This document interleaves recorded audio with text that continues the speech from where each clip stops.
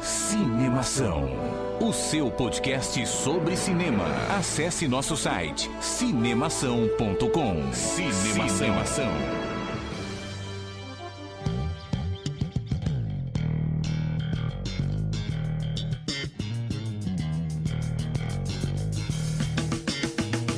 Seja bem-vindo ao podcast Cinemação número 57. Eu sou Rafael Arinelli e o mistério gera curiosidade e a curiosidade é a base do desejo humano para compreender. E eu sou o Daniel Cury, mas esquece, Jake, é Chinatown. Aqui é o Henrique Risato e eu acho que foi o Coronel Mostarda com a corda na sala de estar. E eu sou Carlos Stefan e vocês têm que se perguntar só uma coisa. Eu tô com sorte hoje?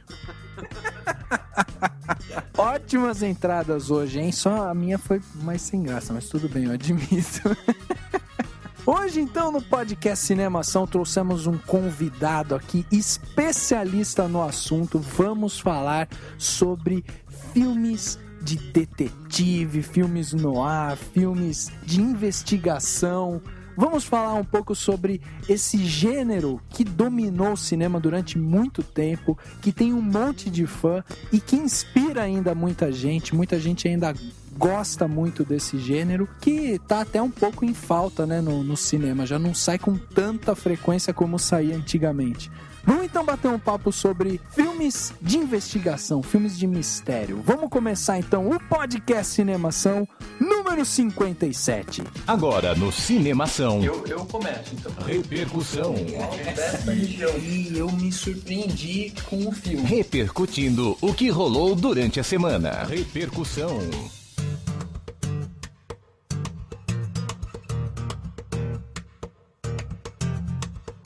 O Cinemação tá cheio de e-mail de contato aí pro pessoal falar com a gente, né? E aí eles ficam em dúvida, não sabem por onde se comunicar, não sabem como entrar em contato com o Cinemação, mas é muito fácil, né, não, Henrique? É muito fácil e tem muitos meios da gente se comunicar. Pelo Facebook, pode entrar no facebook.com/cinemação. No Twitter, é twitter.com/cinemação. Ou por e-mail, bem direto, contato@cinemação.com. Ou agora a gente tem o nosso Instagram, que é o instagram.com/cinemação, que você pode ver nossas fotos e de tudo o que tem de novo no Cinemação. É isso mesmo, e não é só as fotos, né, que a gente coloca lá. A gente coloca foto da edição do podcast, coloca foto da gente lá, batendo papo na hora, momentos reais ali, de como que a gente tá gravando e tal. Então as pessoas podem acompanhar diretamente ali o que tá rolando, né? Então, Dani, diz aí pra gente o que tem de bom aí de comentário que você separou aí pra trazer nessa noite, ou dia, ou tarde tão especial.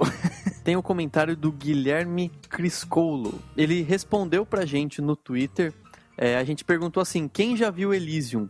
Logo menos tem crítica no Cinemação. Foi um pouco antes de sair a crítica de Elysium no Cinemação, obviamente. E ele escreveu o seguinte, ele respondeu e disse assim: sensacional, Wagner Moura numa atuação espetacular. E eu concordo completamente com ele. Eu achei que no Elysium o Wagner Moura tá com uma atuação muito boa, assim. Ele tá completamente diferente de tudo que ele já fez antes em qualquer outro filme brasileiro. Ou seja, ele tá mostrando que ele tá indo pra Hollywood pra fazer algo diferente, inovar e mostrar a qualidade de atuação dele nesse sentido, né? E eu gostei pra caramba, concordo plenamente. O que eu achei legal dos comentários que eu vi do Wagner Moura é que ele tem falado que um dos projetos dele de profissional, né, é justamente ele começar a fazer filme que converse com a massa, mas que tenha um diálogo muito mais, assim, social, filosófico e tal, que, né, com a massa, mas que ele não quer mais ficar fazendo filmes que conversem com um público menor, um público mais restrito. Ele quer ir atrás dessas massas, né? E o Elysium foi uma grata surpresa, né? Assim, porque todos já tinham, acho que na cabeça, aquela participação lá do Rodrigo Santoro, lá nas Panteras e tal. E, sei lá, depois em 300, aí todo mundo achou que, não, esse brasileiro que tá chegando lá ia, sei lá, meio que queimar o filme, né? Eu acho que nem tanto. O Rodrigo Santoro, acho que ele tá com uma carreira bem diferente, assim, mas De qualquer forma, a do Wagner Moura é interessante o que ele se propõe a fazer, e quem viu Elysium sabe que é essa pegada mesmo. O filme, claro, superprodução hollywoodiana com Matt Damon é um filme para o grande público, né? Mas é um filme que realmente tem uma crítica social, tem uma pegada de fazer uma crítica à nossa sociedade com um futuro pessimista, né? E ao mesmo tempo, quando você chega no final do filme, ele faz quase que um apelo à revolução, entendeu? Então é interessante mesmo. É legal, pra quem tem o Wagner Moura só como Capitão Nascimento, tipo aquele cara brutão, ver ele num papel de cientista louco, que é mais ou menos o que ele faz no Elysium, né? Tipo, um engenheiro, um cientista louco, e ele é importante até a última cena do filme, assim, tipo, no final das contas ele acaba sendo como o segundo herói do filme. Bom, eu tenho um comentário aqui que eu achei ótimo, né? A gente colocou recentemente um post no Cinemação chamado Rede Globo não terá Oscar em 2014. Aí o Michel Ribeiro Matini, ele escreveu o seguinte, ele clamou, ele chegou lá e ele começou uma pequena revolução no Twitter. Ele escreveu, que se foda a Rede Globo. O que vocês acham dessa notícia? Que a Rede Globo não vai transmitir o Oscar em 2014. Se foda!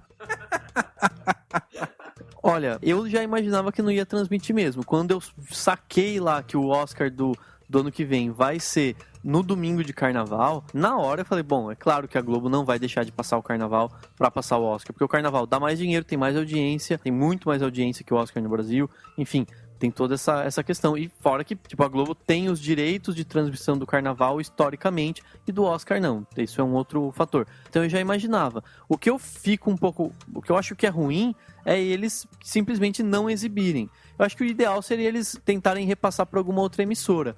Até eu vi um comentário de alguém na internet, em algum lugar, não sei onde, acho que no Twitter, comentando que deviam passar pra Band, porque a Band pega tudo que a Globo não quer, né? Então, eu até achei engraçado. E de certa forma, sim, pelo menos pra alguma emissora aberta. Eu acho que é ruim não ter uma opção de TV aberta pra quem não tem TV por assinatura. Então, mas quem tem vai se contentar vai com certeza ser feliz na TNT, que tem feito um bom trabalho. E que se foda o carnaval. Na verdade, eu não sei o que é pior, imaginar os péssimos comentários do José Wilker ou imaginar ele sambando em alguma escola. É verdade, né? Eu acho ruim também não passar na TV aberta, principalmente pelo fato de, tipo, ser uma principal premiação do cinema e, de uma certa forma, apresentar para um público grande, né, alguns filmes diferentes, que às vezes não chegam nas salas todos os cinemas brasileiros, né? Por exemplo, O Lado Bom da Vida é um filme que muito bom, chamou muita atenção da crítica e ele não chegou em todas as salas do cinema brasileiro, né? E aí quando você vai assistir o Oscar e tal e premiam um filme desse, você pelo menos tem consciência daquele filme, sabe da importância dele, e os mais curiosos vão atrás daquele filme. Então eu acho ruim nesse sentido, no sentido de divulgar. Mas também não me importo tanto com a premiação do Oscar, né? Ele já se mostrou ser uma premiação muito mais política do que qualquer outra coisa. Então, não sei, tem dois pesos aí, né? O grande problema é o seguinte, as pessoas já não se importam muito com cinema. Se você pegar o grande público, ninguém nem sabe direito o que é Cannes, o que é Festival de Veneza, né? E aí, quando você chega ao ponto de que nem o Oscar, que por mais que seja muito popular, muita gente critica por serem premiações que não necessariamente signifiquem grande qualidade de filmes, mas se nem o próprio Oscar passa na TV aberta no Brasil, eu acho problemático, assim. Não no quesito ser exibido necessariamente, mas a parte mais simbólica de não estar para um grande público, né? Que se foda o cinema, então. Vambora. A Ana Moss escreveu pra gente na crítica do filme Valente. Ela falou o seguinte: eu amei esse filme, muito legal ver a protagonista lutando pelos próprios sonhos. Não é de hoje que a Disney retrata mulheres fortes, decididas e independentes. Concordo totalmente com a Ana. Além do mais, Valente foi um dos melhores filmes de animação da Disney que eu já vi. Eu lembro que quando eu escrevi a crítica, eu falei exatamente sobre o fato de lidar com a família e lidar com problemas familiares, que a maioria dos filmes da Disney e Pixar fala de amizade, de aceitação. O Valente, em específico, ele fala mesmo da relação pais e filhos, que foi um puta diferencial. Você assistiu Irmão Urso? Cara, Irmão Urso eu acho que eu assisti 1 ou 2 vezes, só em sessão da tarde, já tem um tempo já. Assiste Valente e assiste Irmão Urso depois. Fica a dica. Eu só vou discordar de uma coisa que a Ana Moss escreveu aqui. Ela falou assim, não é de hoje que a Disney retrata mulheres fortes, decididas e independentes. Eu acho que é de hoje que a Disney retrata, porque talvez, tirando Mulan, todas as outras protagonistas da Disney, quando existiram, eram princesinhas bobinhas que precisavam de um príncipe para determinar o fim delas, né? Então, só agora que a Disney tá mostrando um pouquinho de que tá no século XXI. Determinava o final feliz dela e não o fim delas, no sentido que o príncipe vinha e dava um fim nelas, tipo, enfiava a espada na bucha da coitada.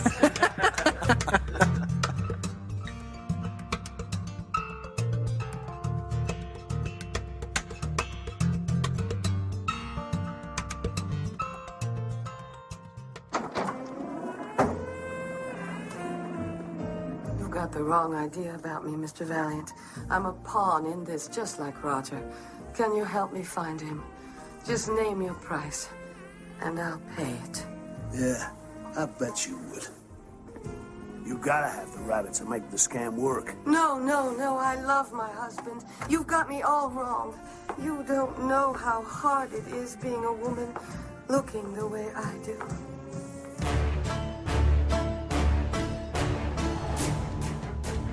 Queria então começar o papo aqui de filmes noir, filmes de investigação e tal, começando sugando aqui, né, um pouco do conhecimento do Carlos, né? Antes de tudo, antes da gente entrar exatamente no tema, da gente conversar um pouco sobre o que é, definir o que é o tema, eu queria, na verdade, que o Carlos, assim, passasse um pouco sobre a história justamente do Jones, porque você tá aqui justamente por causa do Jones, que é um quadrinho que tem toda esse perfil noir, né? E você estudou bastante. Então, queria, assim, que você desse uma sinopse do que é a história. Contasse um pouco da onde que você tirou essa inspiração, né? Da onde que veio essa vontade de escrever sobre alguma coisa noir, o mistério e tal. Queria que você falasse um pouco sobre esse trabalho, que é o principal motivo de você estar aqui, o principal motivo da gente querer sugar seu conhecimento. Bom, na verdade eu tô aqui pela comida grátis.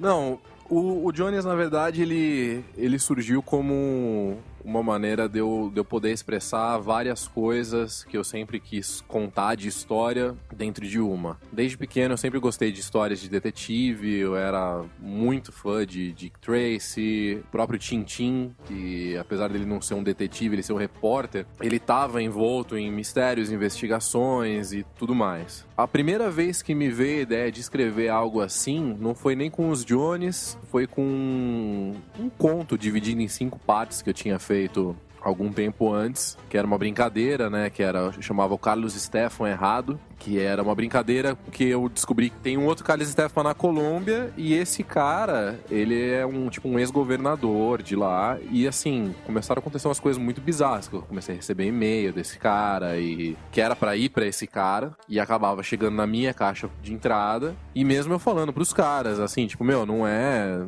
pra mim que vocês têm que mandar, tem que mandar pro cara, tentando falar em espanhol, porco, né? E aí eu vi que, assim, tipo, a coisa mais bizarra de tudo é que ele tem uma conta no Twitter. Se vocês olharem lá, o Carlos Stefan, número 1, a conta do Twitter dele tá lá e ele segue uma pessoa. Eu. É verdade. É verdade. Ele não tem nenhum tweet, ele não... Nada. Ele segue uma pessoa, eu. E sei lá, tipo, isso começou a... Sabe, eu comecei a bolar alguma... Na minha cabeça começou a vir uma história de perseguição, de como se eu fosse uma pessoa perseguida, tal. Enfim, essa foi o primeiro contato com escrever sobre contos de mistério que eu tive. Eu achei a experiência muito bacana, percebi que as pessoas gostaram muito do resultado, né, do conto. Elas queriam saber mais o que ia acontecer, o porquê que ia acontecer, o que ia acontecer com o protagonista, quem que era o vilão. E aí eu eu falei, cara, é muito gostoso escrever sobre isso e as pessoas gostam, né? Tem uma palestra que o J.J. Abrams fez sobre a caixa misteriosa, né? A Mystery Box, que ele fala que o ser humano, então uma coisa que você colocou, ele é apaixonado pelo mistério porque é uma forma dele correr atrás do conhecimento. E aí, assim, eu já tava com isso na cabeça há um tempo e eu queria bolar algum projeto junto com o ilustrador Mauro Souza. A gente queria escrever alguma coisa juntos e aí eu falei, cara, tem que ser de mistério. As pessoas gostam, as pessoas querem saber o porquê, quem é o vilão, por que ele matou, como ele matou. As pessoas, elas adoram essa pitada da curiosidade. Eu falei, cara, a gente vai fazer uma história de mistério, mas por onde? A gente vai, cara, vamos pegar o Noir, que é o clássico do mistério, né? Época de 40, que é detetive particular. O Jones Incorporated, ele tem os 3 pontos base, né, de uma boa história de mistério. Você tem o detetive particular, você tem o chefe de polícia, você tem o tecnológico, o cientista que vai dar a tecnologia necessária para você descobrir algumas pistas. Toda temporada a gente tem uma femme fatale, que é uma mulher que vai mexer com os personagens, tudo, e o vilão. E aí a gente resolveu seguir pelo caminho do humor, né, pra gente não só fazer com que as pessoas gostassem da nossa história e quisessem saber mais, mas que elas pudessem ler como uma forma de relaxar. E aí, cara, eu fui pesquisar tanto no clássico quanto dentro do próprio Tintin, Asterix, quadrinho europeu, Luiz Fernando Veríssimo, é uma fonte de inspiração gigante pra mim. O Ed Morte eu devorei em um dia, né, pra escrever melhor, trabalhar melhor o texto dos Jones. E essa área é maravilhosa, cara, porque assim, você mexer com essa curiosidade das pessoas, de você sempre querer colocar um ponto onde elas fiquem pensando, cara, o que é isso? Por que tal? E no final você dá um jeito de surpreender elas, independente da forma. É muito gostoso de trabalhar, tá sendo uma experiência maravilhosa. Ô Dani, traz um pouco pra gente, então, dessa história, né? Do que é esse tipo de filme, tipo de filme noir, de investigação e tal, dentro do cinema, né? A gente tem aqui o Carlos, que tem todo esse know-how aí de experiência dentro dessa cultura noir, mas a gente tem aí o cinema, que é um dos pontos mais fortes, né? Um dos pontos, assim, que trouxe de uma forma muito mais concentrada essa parte do mistério, justamente porque você brinca ali com a imagem, o movimento, né? O ver e não conseguir ver ao mesmo tempo, né? Eles têm toda uma brincadeira com sombras também. Então, assim, queria que você falasse um pouco justamente sobre a história do cinema noir no seu começo e tal. Bom, o que eu sei é que o termo cinema noir, o filme noir, primeiro, ele não é um termo que se criou na época. Ninguém falava, nossa, estamos fazendo filmes noir. Não. Criou-se esse termo depois que o período tinha passado, que compreendia um grupo de filmes, mas ao mesmo tempo existem discussões, existem debates, existem críticos de cinema que acham que é só uma questão de, vamos dizer assim, de atmosfera do filme que faz com que ele seja noir, ou seja, eu posso fazer um filme noir hoje. Tem alguns que já dizem que não, que dizem que filme noir são aqueles produzidos nas décadas de 40 e 50, entre 41 e 58, mais ou menos, e que são aqueles filmes. E daí eles têm uma série de características interessantes e assim, sensacionais. Uma delas é que sempre é um detetive anti-herói ou personagem, se não um anti-herói, um personagem tridimensional, nunca é aquele mocinho, simplesmente um mocinho que quer a justiça. Não, ele tem geralmente desejos obscuros, ou ele quer passar a perna em alguém, ou ele tem sentimentos negativos, né? São filmes geralmente com ângulos de câmera esquisitos em alguns momentos, né? Ângulos de câmera ou muito de baixo, muito de cima, aquele plongé assim e tal. São filmes geralmente que mostram um pouco do submundo do crime na cidade. Então são sempre filmes urbanos, né? Necessariamente se passam no meio urbano, sempre envolvem um investigador, sempre tem a figura da femme fatale, como o Carlos disse, que sempre mexendo com os personagens ou tentando seduzir o detetive, né? Enfim, geralmente até para conseguir algo que ele não deveria, sei lá, alguma informação, etc., que ele não deveria passar para ela. Uma coisa bacana da gente prestar atenção é que, assim, a palavra noir, ela vem do francês preto. Então, assim, muita gente atribui a ideia de filme noir, né, filme preto, primeiro por conta da estética. Mas se a gente for analisar a fundo, que nem o Daniel tava falando, essa parte preta não é só na estética. É como se todos os personagens da história, toda a atmosfera, tudo que tá dentro do filme tem um lado negro. O herói nunca é herói, a mocinha nunca é mocinha, a mocinha pode ser a vilã, o próprio herói, entre aspas, o próprio personagem principal pode se mostrar um próprio vilão dentro do filme, porque ele tem distúrbio, ele tem problema, ele tem que resolver um monte de coisa. Então, assim, o bacana de você pensar no noir não é só na estética, mas e sim toda essa construção da atmosfera em volta dos personagens e da história, né? As histórias, elas, as características muito densas, todos esses filmes dessa época. A gente fala da Femme Fatale e a gente sempre lembra das cenas que aquela mocinha, de repente, ela tira uma arma de dentro daquela bolsinha dela, tira uma pistola e aponta pro detetive, né? Tipo, ahá!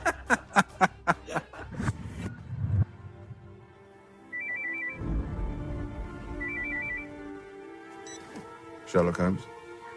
I sent you a little puzzle just to say hi.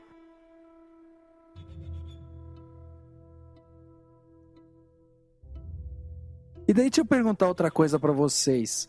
Vocês acham que... Porque eu imagino assim, ó, a pessoa tá escutando agora. Aí ela tá falando, filme noir, então é um filme mais assim pra policial. E aí se você for dentro de algum site de cinema ou mesmo, sei lá, fazer alguma pesquisa, você encontra esse gênero policial. O noir, ele se encaixa apenas dentro do gênero policial ou ele pode aí navegar entre vários gêneros, e gostaria que vocês dessem algum exemplo também disso. Cara, acho que não necessariamente. É que ficou marcante pela quantidade de filmes e também assim, porque quando você vai contar uma história de um crime, alguma coisa assim, que já é uma temática mais densa, se você colocar ela dentro de um rótulo noir, que a gente estava conversando antes, acho que ajuda a contar a história, mas não necessariamente. Você pega, por exemplo, Casablanca, muita gente considera como um filme noir. São personagens com um contraste muito grande, com uma densidade muito grande, uma história muito grande, e eu acho que não chega a ser policial. Você tem a parte policial dentro do filme, você tem alguma coisa contando assim, mas não necessariamente é um filme policial. Eu, como fã, confesso, do Casablanca, na verdade eu classifico ele até como um drama romântico, um romance dramático, né? Realmente, como o Carlos falou, não é um filme noir, não tem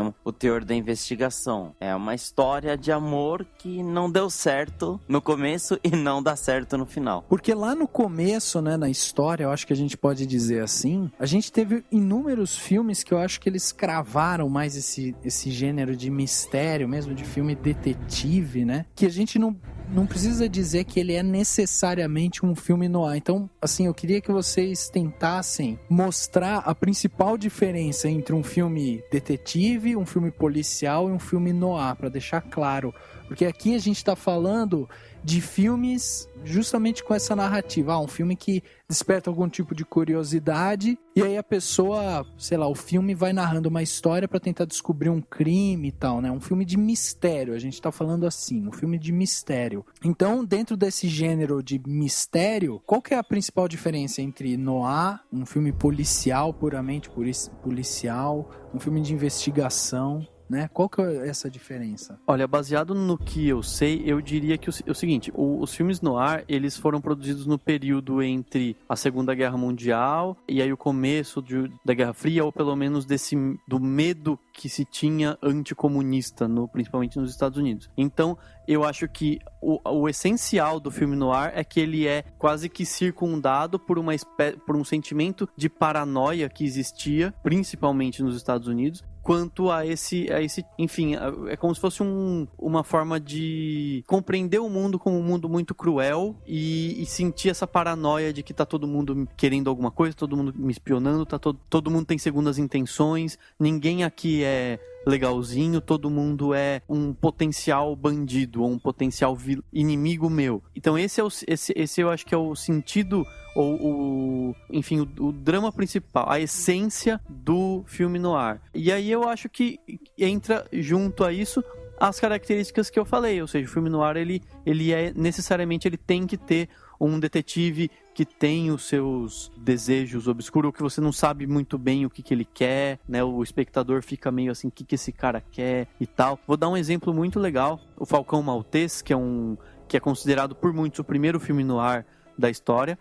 Na verdade, existe outra teoria de que é o Homem dos Olhos Esbugalhados, mas o Falcão Maltês é tido, se não como o principal ou o grande, o filme que levou o noir para um status, né, bom da época, de grandes filmes. E ele tinha o Humphrey Bogart, né, no papel principal, e ele é um filme que existem momentos, principalmente em que ele vai consolar a mulher, que ela nem é tão femme fatale, eu acho, ou é um pouco, mas não nada assim. Ele vai consolar a mulher e no momento em que ele não tá olhando para ela, ou em que ele tá abraçando e por trás, ele faz com uma sutileza muito suave mesmo, ele faz uma cara de nojo, assim. Então você sente que, assim, ele odeia aquela mulher. Ele não suporta, porque ele acha que ela é uma vagabunda. E ao mesmo tempo... Mas isso não é tão escancarado. Isso é mais sutil. Então eu acho que é muito isso. O noir, ele tem muito dessa sutileza e dessa paranoia, desse medo envolvendo os personagens. Assim, fica difícil você colocar numa forma, tipo, isso aqui é só policial, isso aqui é só detetive, isso aqui é noir. Porque, assim, dentro do noir você pode ter coisas que não necessariamente envolvam um detetive, mas simplesmente pela estética, pela atmosfera e pelos personagens você pode considerar como noir, mesmo não tendo um detetive na jogada. Você pode ter um filme de detetive que não é noir. Dick Tracy, de 1980 e alguma coisa, não lembro. O Dick Tracy é um filme assim, é um filme colorido. Ele tem algumas coisas que remetem aos detetives clássicos, tal, mas por ser inclusive de uma história em quadrinho, que eles quiseram na época transportar, tipo, igual você via nos quadrinhos pro cinema, não é noir. Roger Rabbit não chega a ser noir. Apesar de que você tem vários elementos que fazem alusão ao período clássico noir, mas não é, entendeu? Fica complicado a gente colocar e falar assim, um é um, outro é outro, porque um filme policial, por exemplo, de investigação, vamos pegar, por exemplo, Seven. Seven é um filme noir? Não sei, eu acredito que não, entendeu? E é um filme com detetives, é um filme policial, de ação. A gente tem filmes puramente policiais de ação, que não tem nada de investigação. Então, quando eu vejo assim que alguns críticos falam assim, não, isso aqui é noir, isso aqui não é... Não, noir é só 40 até 58. Eu acho que é mais complicado, né? Blade Runner, por exemplo, de 88 é o que o pessoal chama de neo-noir. Tem tudo dos filmes noir lá dentro, mas não é dessa época. Tá falando de um futuro distópico, enfim. E hoje em dia, assim, há uma carência de filmes de mistério, né? Eu acho que um dos filmes, assim, que me veio na cabeça quando a gente estava falando principalmente de mistério, de investigação e tal, foi o Código da Vinci, né? Que o livro é muito mais detalhado, ele, assim, pelo livro você tá lendo o que o personagem tá escrevendo ali, você se sente muito mais próximo dele e, consequentemente, você consegue acompanhar toda a linha de raciocínio e todos os desprazeres que ele enfrenta, né? No filme já é uma coisa mais afastada, quer dizer, você vê o cara ali, vê que ele tá sofrendo, vê que ele tá pensando, mas você não acompanha aquela linha de raciocínio dele, né? Então, eu não sei, pra mim, o Código da Vinci foi um filme que me deixou, assim, um pouco desapontado nesse sentido. Mas vocês acham que há, assim, uma falta de algum filme, ou de quantidade, ou mesmo de qualidade, de filmes que abordam esse tipo de tema de mistério, de investigação, ou não? Eu acho que o mistério ou a investigação está muito mais inserido hoje em dia em filmes que têm outros elementos, em filmes que são mais voltados para ação, filmes muito políticos muitas vezes, né, de investigação política, e filmes também de drama, né, filmes mais dramáticos, talvez que tenha aí uma investigação implícita, até filme de terror, né, o Jogos Mortais mesmo, é um filme que pode ser tem uma investigação, né, em alguns deles, agora não vou lembrar se é o 28 ou 39, que, enfim, tem uma investigação, mas existe. Falando em filme de investigação com essa jogada política, eu lembrei daquele filme A Intérprete, que também ela pega muito disso, né? Ela era simplesmente uma intérprete da ONU que acaba pegando uma informação e ela começa a correr atrás para evitar um atentado. E o Carlos comentou do Seven, o Zodíaco, que também é do David Fincher, eu acho que daí sim o Zodíaco entra com características muito mais de filme noir, né? Não é um filme noir, mas ele tem essa investigação, ele é essencialmente investigativo e ele tem muitas características do filme noir, pelo menos do personagem principal e da temática e tal. Então aí esse já resgata bastante. Mas é mais difícil encontrar filmes assim hoje em dia, mas eu não vejo como algo necessário. Eu acho que tudo reflete muito a época em que a gente vive, né? No fim das contas, se a gente pensar, só para fazendo paralelo, não estou dizendo que todo filme de investigação é noir, mas a gente começou falando dos filmes noir, os filmes noir tinham eles estavam inseridos num contexto completamente diferente, né? O mundo era outro, tinha uma Segunda Guerra acontecendo, a Segunda Guerra Mundial estava acontecendo, ou tinha acontecido, acabado de acontecer, e isso deixava os ânimos de todo mundo muito temeroso. Hoje em dia, por mais que exista o terrorismo, ou por mais que exista questões internacionais que às vezes deixam o mundo um pouco temeroso, e Hollywood também, essencialmente a gente vive uma fase muito tipo, oba, tá tudo bem, né? Então tá tudo lindo. Então ainda não tem, a investigação ainda não tá necessariamente precisando estar no cinema para refletir alguma realidade, porque a realidade que a gente tem hoje, ela não é tanto de investigação. Talvez mude com esse monte de crise, e talvez se o mundo der alguma virada aí, as pessoas comecem a ver mais a investigação como uma forma de entender o mundo, da forma como tentavam na época dos filmes noir, que é do tipo, vamos tentar, tô com medo, quero descobrir esse mistério para tentar me livrar desse peso. Claro, é uma interpretação que eu tô fazendo aqui, mas eu acho que é válido. A dead end. Nancy wouldn't have anything to do with a pack of drunks and losers like this. But if there's anything to be found here, the faintest lead to wherever Nancy is or whoever kidnapped her and mutilated her, this is the place. Excuse me, miss. Wondering if you could help me. Looking for somebody. Cold night like this, everybody's looking for somebody, stranger. It's not like that. Her name is Nancy. Eyes to the stage, Pilgrim. She's just warming up.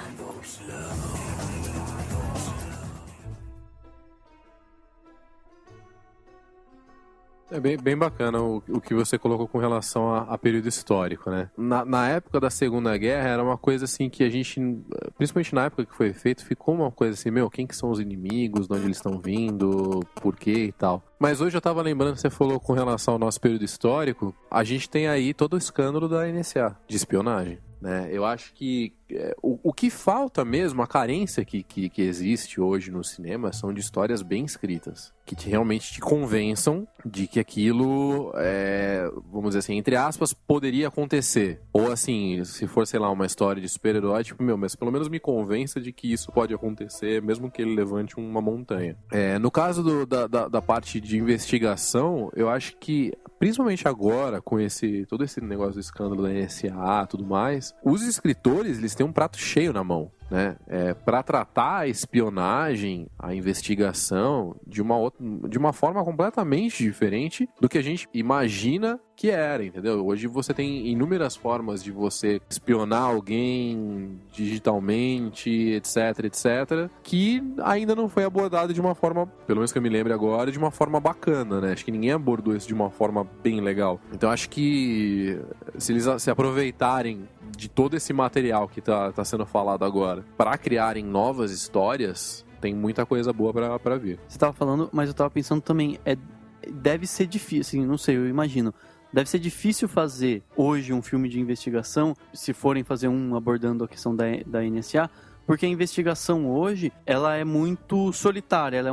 Em muito da investigação de hoje vai acontecer um cara na frente do computador, acessando um monte de coisas, tentando invadir firewall e tentando conseguir sutileza de informação que está escondida na rede de uma forma geral. E isso talvez seja difícil você fazer um filme dinâmico com esses elementos, né? Não estou dizendo que não dá, ou claro que você pode fazer um focado em outras coisas que envolvem uma investigação, mas eu tava pensando nisso, é complicado, né? Acho que antes existia uma dinâmica um pouco mais fácil de mostrar na tela do cinema, né? Cara, pra mim é icônico e não tem como não lembrar do Sherlock Holmes, né?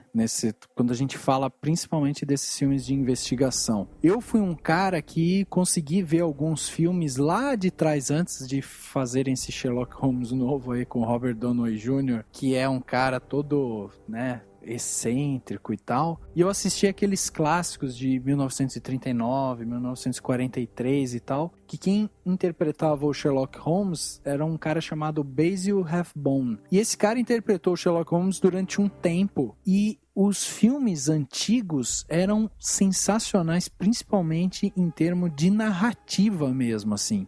Você conseguia acompanhar todo o desenvolvimento do pensamento do Sherlock Holmes dentro daquela investigação. E eu acho que isso é uma coisa que se perdeu um pouco no cinema, né? Você ter uma narrativa, uma história que te aproxime do personagem, né? O Sherlock Holmes agora do Robert Downey Jr., eu assisto já acreditando que ele vai arranjar solução para tudo e pronto, entendeu? No antigo, você conseguia perceber a frustração do cara de tentar pensar ali, de tentar achar algum tipo de solução para aquilo. Então, assim, para mim, um dos filmes mais icônicos desse de investigação é, sem dúvida nenhuma, Sherlock Holmes.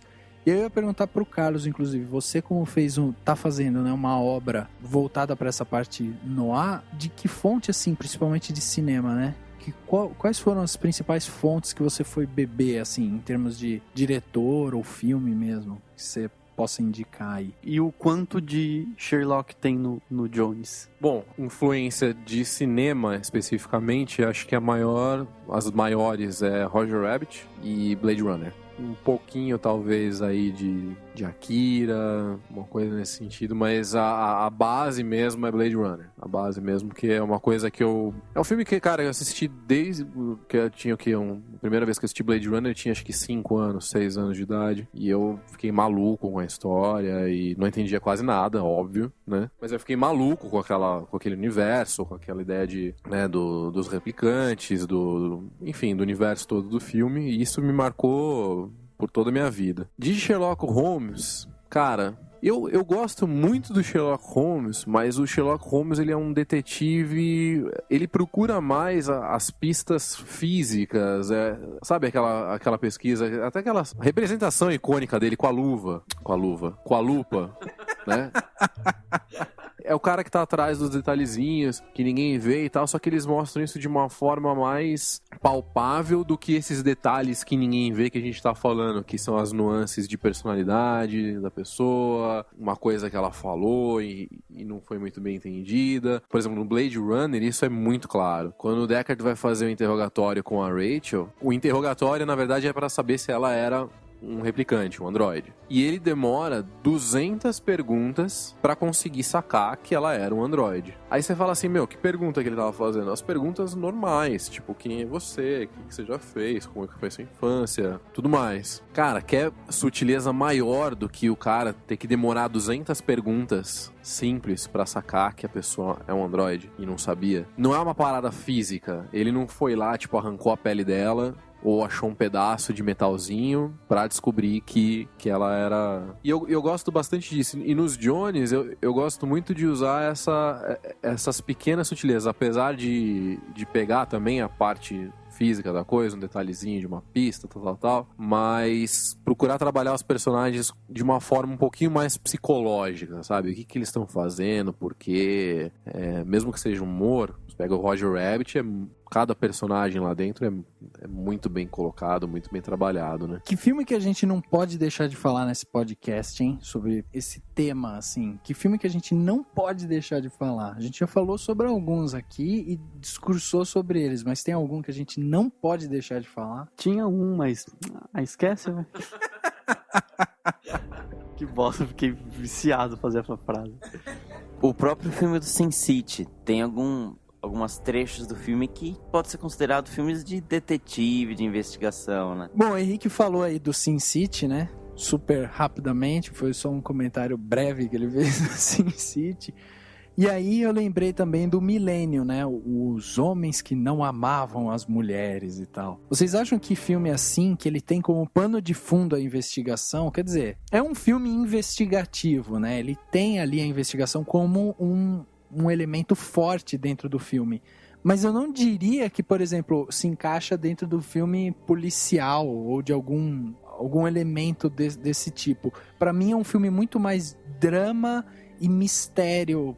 Não existe gênero mistério, eu acho, né? Existe mais um drama, assim, do que um filme, tipo, policial e tal. Pra vocês, Millennium é um bom exemplo, assim, de filme que a gente não pode deixar de falar? Sim, e o Millennium, ele ainda casa com o que o Carlos falou, das aventuras de Tintin, que é no caso de filmes investigativos, mas que não necessariamente são detetives ou policiais, e sim jornalistas, que não medem esforços para descobrir as pistas. No caso do Tintin, dependendo do caso, ele vai lá, pega os detalhes, descobre até o conhecimento dele. E no Millennium, é a parte de investigação do personagem principal. No primeiro filme que a gente teve lá com o Daniel Craig, que é Os Homens que Não Amavam as Mulheres, ou The Girl with Dragon Tattoo, que ele investigava o sumiço da garota lá da família. Então ele se muda para o local a ser analisado e vai pegando indícios psicológicos e de fatos da própria família dele, do cara que contrata ele. Exatamente. Inclusive tem o original sueco, né, que tem a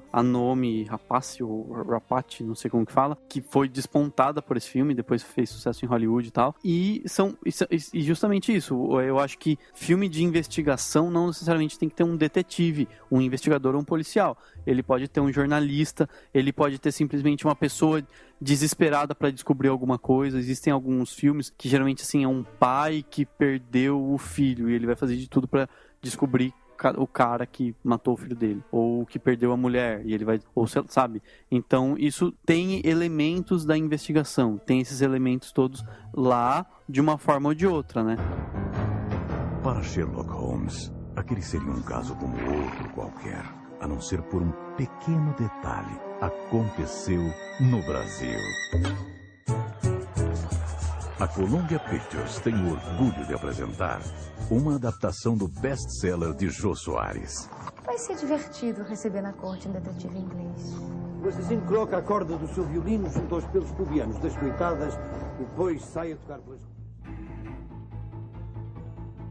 Só voltando no Sherlock, eu acho que o Sherlock e Agatha Christie, a obra do Conan Doyle e da Agatha Christie, são as bases da investigação. Eu acho que é quase impossível você ver qualquer coisa de investigação que não tenha um mínimo de base dessas, pelo menos das obras literárias, né? Em termos de obra no cinema brasileiro, a gente pode lembrar aí do Xangô de Baker Street, que é um filme baseado no livro do Jô Soares, né? Que inclusive recentemente escreveu um outro livro de investigação que é As Esganadas, né? É um filme sobre um assassino que mata só gordinhas, né? Cara, não lembro mais de outro filme brasileiro dentro dessa temática. Tem o próprio Ed Morte, do Fernando Veríssimo, que é estrelado pelo Paulo Betti. Filme excelente, engraçadíssimo.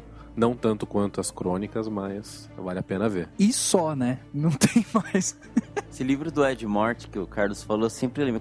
Desde que eu era pequenininho, assim, eu já lia. Meu pai tinha uma versão dele que provavelmente era de antes de 85, quando eu nasci.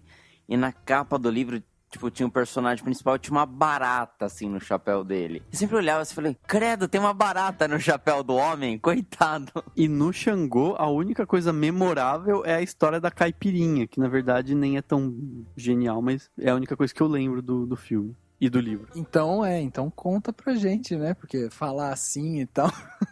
Eu achei que vocês iam querer ver o filme, mas tudo bem.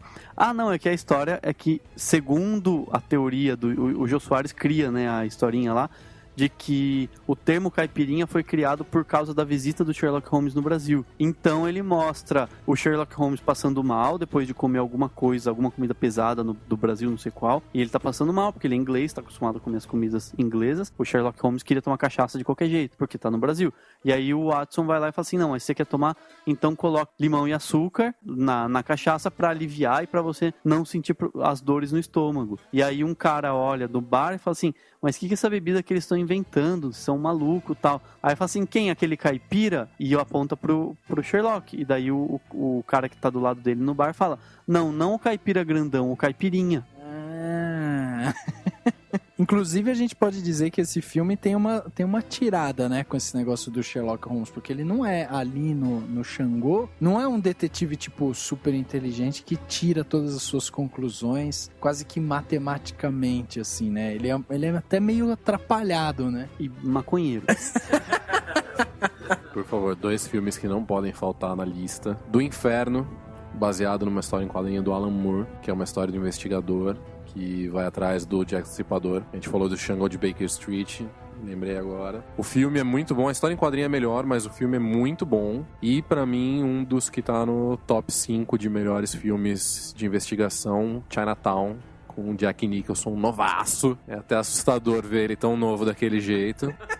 Num dos papéis da vida dele. O Chinatown, que é considerado, inclusive, um dos melhores roteiros para se estudar roteiros. Não um dos melhores roteiros da sua época ou do cinema, um dos melhores roteiros para se estudar roteiro, porque ele tem momentos de virada, momentos-chave certinhos. Ele é praticamente um esqueminha montado de quebra-cabeça de roteiro, assim, ele é muito interessante. Inclusive, um dos maiores professores de roteiro que existem do mundo todo, que é o Robert McKee, ele sempre cita o Chinatown como um grande roteiro para se estudar e sempre usa ele como exemplo, né? Então é muito interessante. O Chinatown vale muito por isso. Além de ser um grande filme de investigação, ele tem um roteiro extremamente bem estruturado e muito interessante de se estudar. O pessoal vai falar assim, legal, vou ver Chinatown. Aí vai procurar lá na internet, vai ver que é um filme de 74. Aí vai falar, puta, eu não vou assistir Chinatown. Assista Chinatown. Um filme do Polanski, quer dizer, é um senhor diretor também, com um filme super bem amarrado, como o Dani falou, principalmente pelo o roteiro, e é um filme que, por mais que ele seja de 74, é um filme completamente atemporal, assim, você pode assistir ele em qualquer período que vai valer muito a pena. Carlos, você diria assim que para quem quer se aprofundar mais dentro desse mundo noir, quem quer entrar mais dentro disso, quer escrever sobre isso, quer beber mais dessa fonte, tem que ir pesquisar mais desses anos 70, 80, assim? Ou tem coisa nova, boa aí que tá no mercado que dá pra se inspirar? Pra entrar no clima do noir mesmo, nem 70, nem 80. Anos 40 e 50 na veia. Eu fiquei bastante surpreso quando eu assisti os meus primeiros filmes noir, porque, cara, não parece que você tá vendo um filme tão antigo. É muito intenso, você fica preso no filme, os personagens eles têm uma expressão, uma atuação muito forte e vale a pena assistir. Agora, novo, os Jones. Eu acho que tá implícito no discurso de vocês um certo preconceito arraigado com filmes antigos. Isso tem que deixar de existir. Filme é filme. Não existe filme antigo, filme novo. Existe filme bom e filme ruim. Mas, Dani, não é preconceito nosso. As pessoas bebem cada vez menos de filme antigo, assim. De filme... Assim, o filme passa 10 anos, já é considerado um filme mais velho. Tem gente que não assiste, cara. Vê filme preto e branco. Eu já vi muita gente falando que não vou assistir esse filme porque é preto e branco. Tipo, porra... Sabe, tem obras-primas, assim, em preto e branco. Mas eu acho legal a gente citar esses exemplos, tipo Chinatown e tal, e tantos outros filmes do Hitchcock, por exemplo, que a gente pode inclusive inserir dentro desse tema hoje, porque são filmes que a gente pode dizer que são filmes matriarcas, sei lá, de tantos outros filmes policiais de hoje em dia, né? Do Hitchcock, cara, tem que falar do Vertigo, ou Um Corpo que Cai, que, além de ser um filme de detetive, tem aquela coisa do misticismo, né? Que a moça vai lá, aos cultos, tudo mais. Eu acho que pra mim é um filme de detetive um dos mais legais do Hitchcock. E tem o A Marca da Maldade do Orson Welles, que é considerado por muitos um dos últimos filmes ou o último filme noir do cinema. Da época, da era noir do cinema. Enfim, bebam muito de fontes antigas, de fontes novas e tal. Vão lá ver os Jones também, porque tem muita coisa bacana lá que tá saindo. Tá na segunda temporada agora, né, Carlão? Estreou a segunda temporada toda quarta-feira, menos ontem, que a gente atrasou um pouco. Mas toda semana um episódio novo. Logo, logo a gente tem novidade por aí.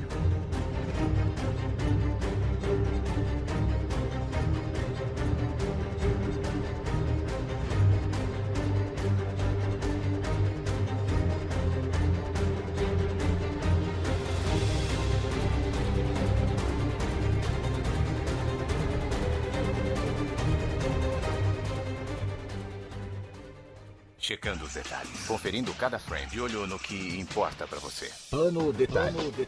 Agora, no Cinemação.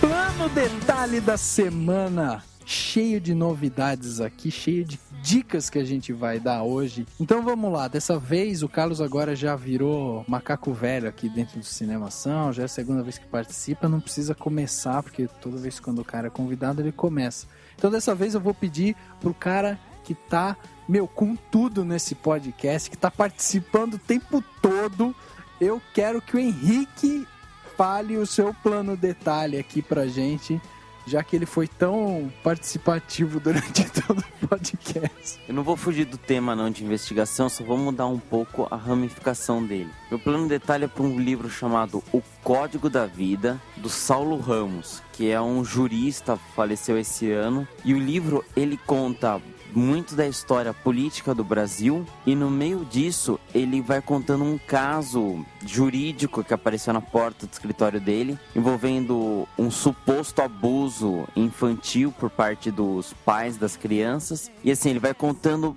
a história de grandes juristas, de grandes políticos brasileiros, e no meio disso ele vai dando fatos e fatos desse suposto mistério até o final do livro surpreendente. Então, eu já achei em várias livrarias diferentes, é um livro que tem mais ou menos uns quase 5, 6 anos de lançamento, chamado O Código da Vida, de Saulo Ramos. Muito bem, o Henrique me surpreendeu agora, apesar de estar meio moribundo no podcast, ele surpreendeu, agora veio com um livro, olha só, quem diria, e nem é de super-herói.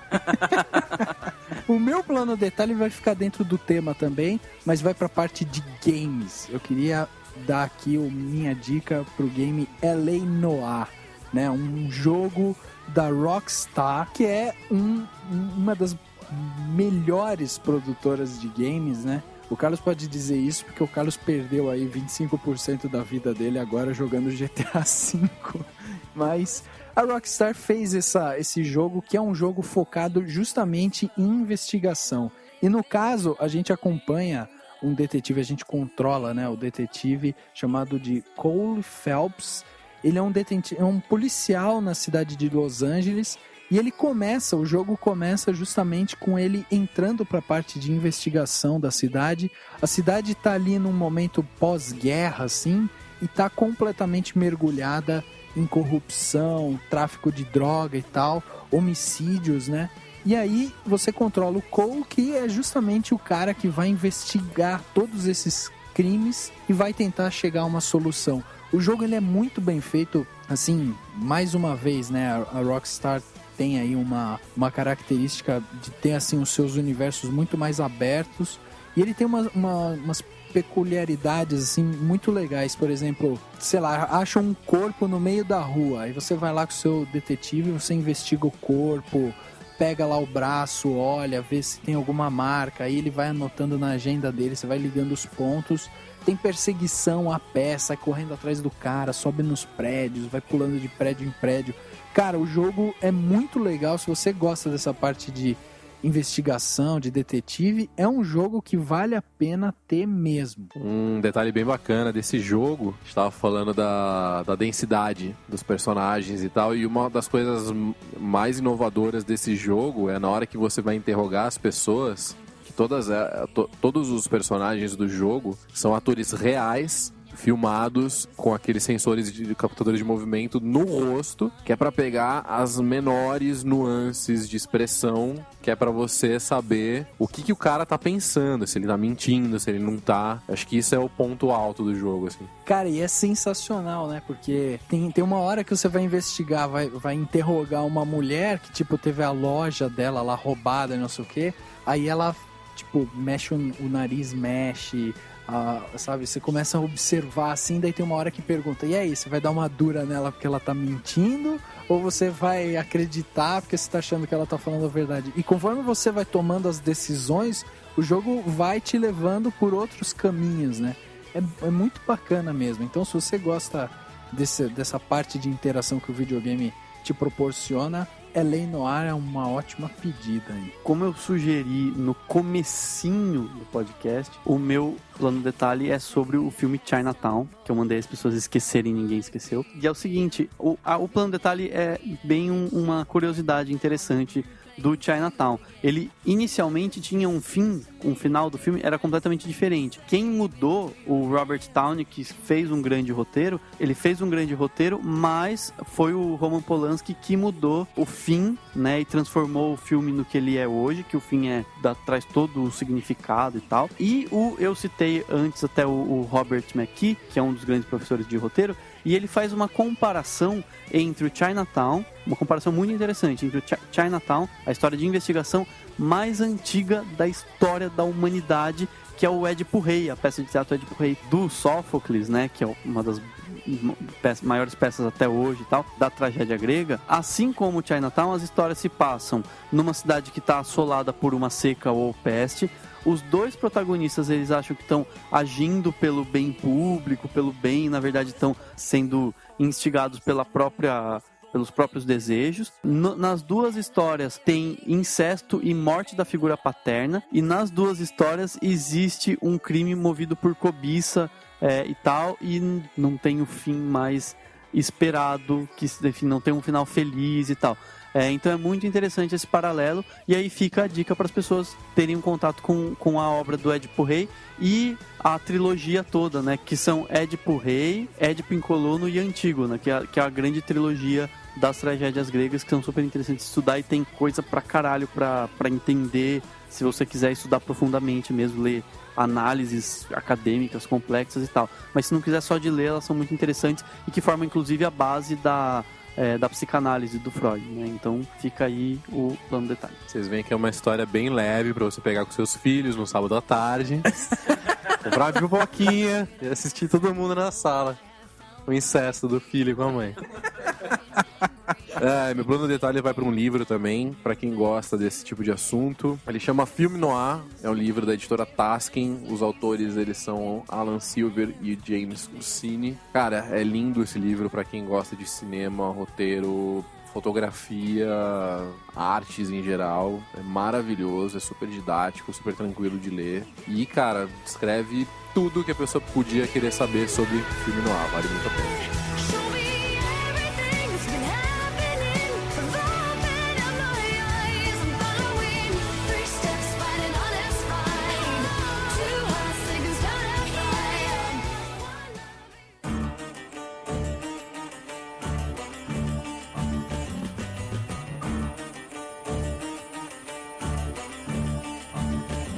Chegando ao final de mais um podcast, agora o podcast Cinemação número 57. Cara, eu falei agora, eu lembrei, eu vi o Beto e o Teco, né, participaram aqui do podcast com a gente. E aí a gente gravou o podcast sobre culinária e o cinema e tal. E aí quando eu fiz o encerramento, depois que eu fiz o encerramento, o Beto e o Teco até viraram falando assim: porra, puta, como você é empolgado, não sei o que e tal. Daí eu falei assim: porra, o Beto é empolgado pra falar as receitas, né? Aí esses dias, fica aí também a dica pro pessoal, assinar o canal do Miolos Fritos lá. Eles fizeram um episódio com Lucas Silva e Silva, e aí o Beto vira e fala assim: vamos fazer sonhos, vocês vão precisar de farinha! Aí todo mundo fica, puta, que cara empolgado com farinha. E eu sou sempre o menos empolgado. Eu falo assim: é isso aí, galera, valeu, tchau. Então, pronto, foda-se. E o Daniel tem um acesso um pouco de farinha e o Daniel fica empolgado. Isso aí, obrigado, galera. E nas palavras do Michel Ribeiro, se foda tudo, vamos jogar GTA.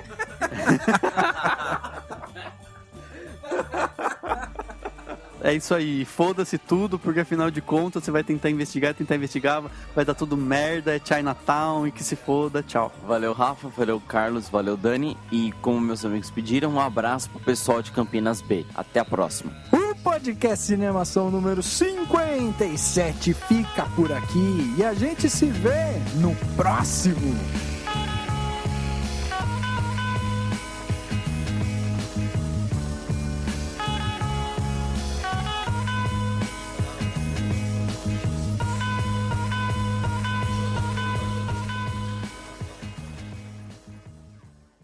Ação. A história de investigação mais antiga da história da humanidade, que é o Édipo Rei, a peça de teatro Édipo Rei. Você falou, tipo, Édipo Rei, entendi, tipo, te empurrei. Tipo, levou uns 5 segundos, eu te empurrei? Empurrei quem? É o clássico grego, né? Te empurrei do Paternon, né? Cara, mas desculpa, mas agora toda vez que você fala é tipo rei, me vem alguma coisa ridícula na cabeça. Agora me veio tipo uma peça em que fica um empurrando o outro e eles falando, te empurrei, e aí? Tu me empurrastes, te empurrei.